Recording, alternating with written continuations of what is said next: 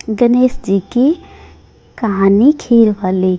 एक बार की बात है, माता पार्वती और शिव जी कलयुग की दशा देखकर कहने लगे कि आजकल भक्तों में तो दया भाव नहीं रहा है, कोई भी एक दूसरे की मदद नहीं करना चाहते। इस पर गणेश जी बोले, नहीं पिताजी, मेरे बहुत से भक्त हैं जो मुझ में सच्चा श्रद्धा रखते हैं, हमेशा एक दूसरे की मदद करने के लिए तत्पर रहते हैं। तो इसी बात पर भगवान शिव ने गणेश जी को अपने भक्तों की परीक्षा लेने के लिए पृथ्वी पर प्रकट होने को कहा।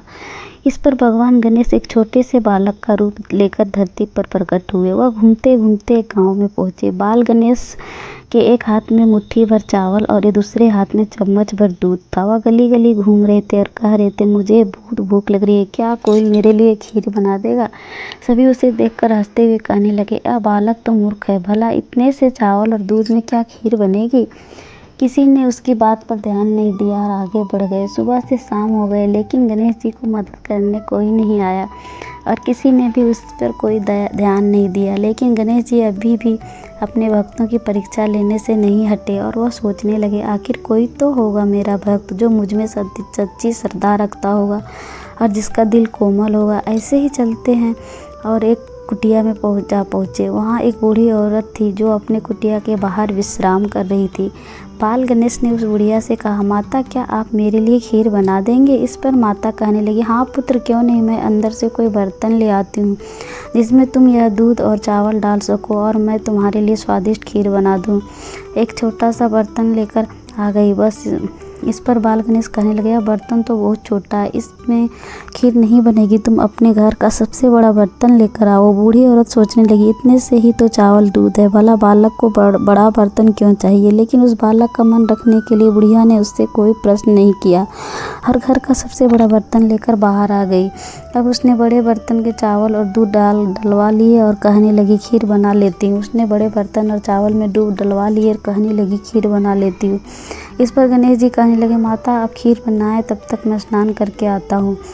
अब बूढ़ी औरत ने उस बर्तन में खीर बनाना शुरू किया। जैसे जैसे वह खीर बना रही थी, खीर का बर्तन बढ़ता ही जा रहा था। जब उसने खीर बनाना शुरू किया तो दूध और चावल बर्तन के तले पर थे और जैसे जैसे वह कलछी घुमा रही थी, खीर बढ़ती चली जा रही थी। देखते ही देखते वह बड़ा सा भगोना खीर से भर गया। खीर की स्वादिष्ट खुशबू सारे गांव में फैल गई।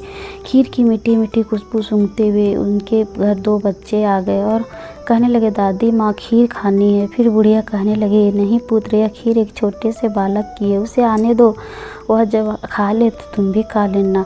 लेकिन बच्चे नहीं माने। फिर दादी क्या करती, उसने उन्हें छोटी कटोरी में खीर डाल दी और दोनों बच्चों खाने लग गए। बुढ़िया की बहू सुबह से शाम तक काम कर रही थी और उसे भी भूख लगी। वह कहने लगी, माँ जी, आपने यह स्वादिष्ट खीर बनाई है, क्या मैं भी खा लूँ। बुढ़िया अपने बहू को ना नहीं कर पाई। उसने एक कटोरी खीर निकालकर उसे भी दे दी, लेकिन खीर का बर्तन अभी भी पूरा भरा हुआ था। बुढ़िया को सुबह से शाम हो गई उस बालक का इंतज़ार करते हुए, लेकिन अभी तक बालक नहीं आया। अब खीर की खुशबू पूरे गांव में फैल चुकी।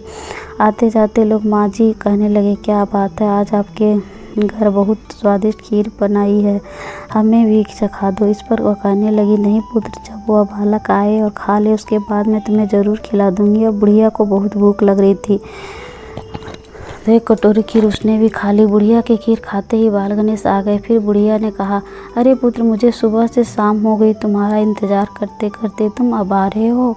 इस पर बाल गणेश बोले, हाँ माँ, मैं अब आया हूँ और यह खीर बहुत अच्छी खुशबू आ रही। इस पर बुढ़िया कहने लगी, हाँ पुत्र, मैं तुम्हें कटोरी भर कर खीर दे देती हूँ, तुम आराम से बैठ के खाओ। इस पर वह कहने लगी, नहीं माँ, मेरा पेट बहुत भरा हुआ है। इस पर बुढ़िया कहने लगी, वैसे तुम्हारा पेट कैसे भरा हुआ है, तुमने तो सवेरे से कुछ नहीं खाया। इतना सब सुनते ही बुढ़िया समझ गई यह बाल गणेश का ही अवतार है, क्योंकि वह बाल गणेश का बहुत सेवा करती थी और बहुत श्रद्धा रखती थी। वह समझ चुकी थी गणेश जी ने उन्हें दर्शन दिए।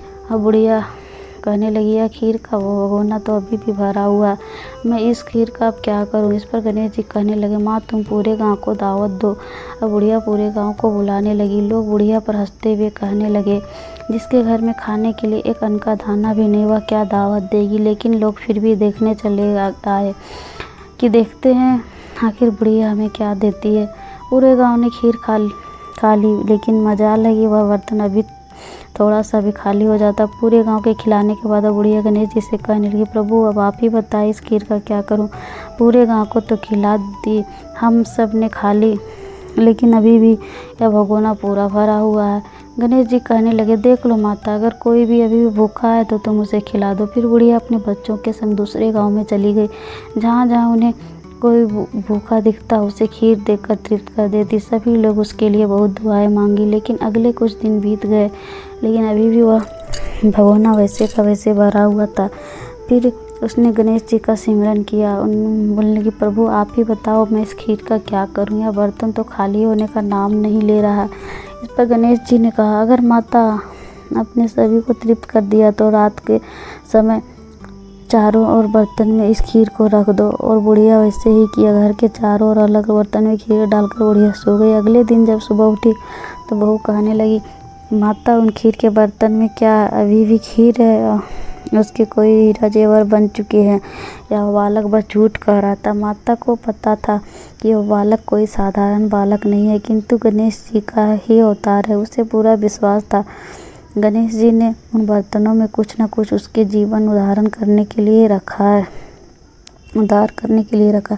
जब उसने वो बर्तन खोलकर देखे तो बर्तन पूरा सोने के जेवर और मोतियों से भरे हुए थे। उन्होंने गणेश जी को बहुत बहुत धन्यवाद दिया, क्योंकि अब उन जेवर की मदद से उनके बच्चों की अच्छी पढ़ाई, अच्छा खाना और उसके परिवार का उद्धार हो सकता था। जो इस तरह दोस्तों हम अगर प्रभु की सच्ची श्रद्धा रखते हैं तो वह हमें किसी न किसी रूप आकर हमारी सारी इच्छाओं को पूर्ति जरूर कर देते हैं।